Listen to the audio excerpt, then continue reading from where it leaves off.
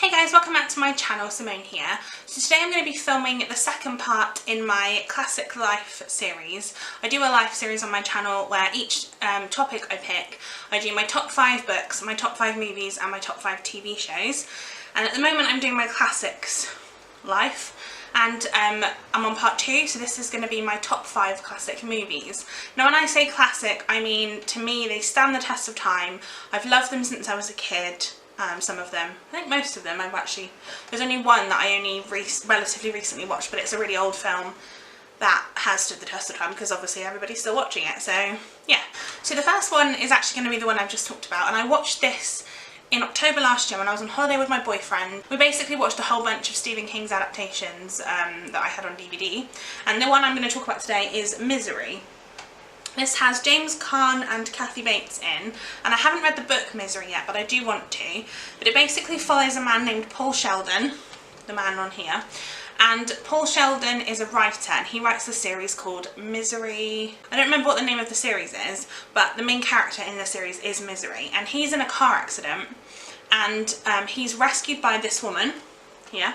Her name is Annie Wilkes. When she rescues him, she finds his manuscript for the last book he's written, which is another Misery book, and she's reading it, and he's in bed because it's snowing, and so he can't get to the hospital. She's looking after him, and then she realises that he intends to kill off Misery at the end of the book.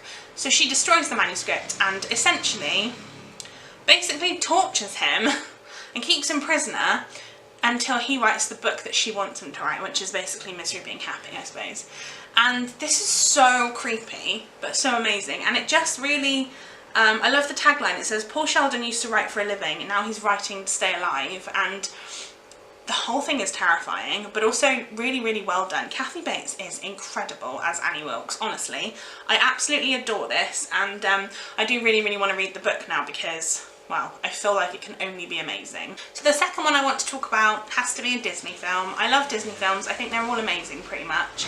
But there's one that always has had a special place in my heart and I really want to talk about it, and that is Beauty and the Beast. Now they've recently done a remake, like a live action one, which I've not seen yet because I don't really want to spoil the whole love of the film, which I know people will probably tell me it's amazing, but something about it just puts me off. But I may do that at some point. But I really, really want to watch Beauty and the Beast again, just to get that feel back, because Belle is my favourite Disney princess.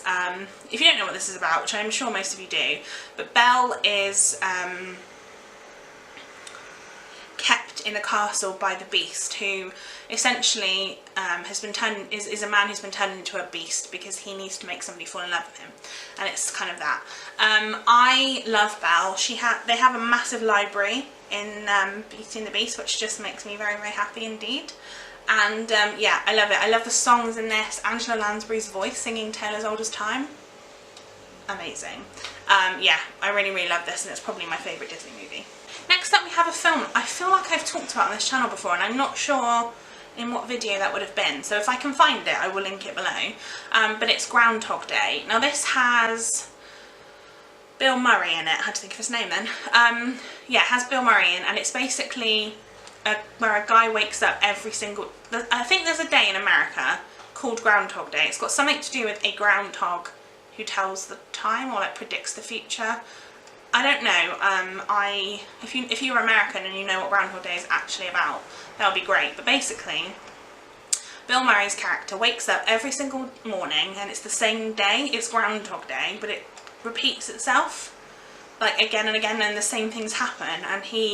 But he knows that it's repeating, so he knows that he's doing the same thing again. And obviously you can change bits here and there, but yeah, I love this film. I used to watch this as a kid all the time, and I really don't like films that repeat the days over. Harry Potter and the Prisoner of Azkaban is actually my least favourite Harry Potter film because it does repeat so much. Obviously the same, it's the time turner, so it goes 3 times over or whatever. And it's probably my least favourite one of the films and the books just because of that reason.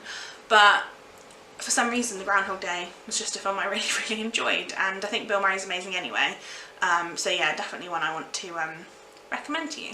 Next up, number 4, I have a much more serious one, and that is Schindler's List. Now this is a very long film. I think it's about 3 hours long, and it follows Oskar Schindler. He's a business owner, and honestly I can't remember if he's a business owner in Poland or if he's a business owner in Germany, but basically I think it might be Germany, I'm not sure, but he essentially realises how the Nazi Germans are treating his Jewish workers, and he essentially creates a plan to try and rescue them. I think it must be Germany, because otherwise that wouldn't make sense. But anyway, again, I don't know, I haven't seen this film in such a long time. But the way it's filmed is amazing, and it just breaks my heart every time I watch it, because the sad thing obviously is knowing that this actually happened, and the Schindler's List is based on a true story, and the fact that so many people were killed in World War II, it's just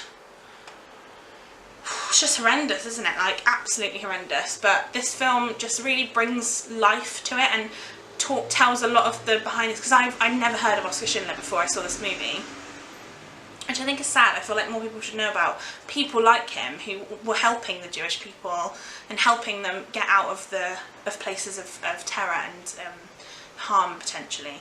And I just really think that more stories should be told about that sort of time. Yeah, I really would recommend that you watch this film, especially if you like World War II and like historical fiction and obviously non-fiction, because that's basically what this is. But yeah, give it a watch, I think you'll like it. And their final one is, I don't really hear anybody talking about this now. Maybe they did when I was much younger, but I watched this film and I know all the words and I love it. And I'm a very big musical person, like depending on what it is obviously, but this one is amazing. So this one here is the Cliff Richard sing-along collection, but it's got 3 different films, and it's got the young ones, Summer Holiday and Wonderful Life, but the one I'm specifically talking about is Summer Holiday. Most of you might know the song, We're All Going on a Summer Holiday. That one. Did I really just sing on YouTube?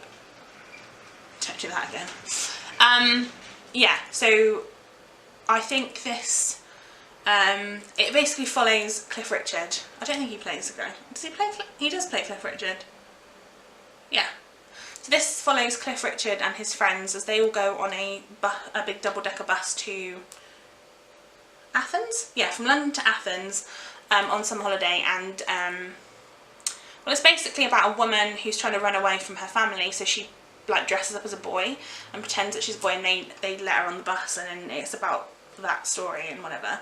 And the music in this is amazing. I love Cliff Richard anyway, I'm a big Cliff Richard fan, but obviously he sings in this and it's his songs throughout. And I also do really like the other 2 songs, other 2 musicals, the young ones specifically, and Wonderful Life, because like I said, I love Cliff Richard's music and this is like full of his music, so definitely a fan. That is my 5 classic movies that I want to recommend to you. Let me know if you've seen any of them, and tell me down below what your classic movies are that you love to watch again and again, because I'm definitely interested. And yeah, I'll see you in my next video. I upload every Monday and Friday at 5 PM, so please come back and watch then, and I'll see you next time. Bye guys.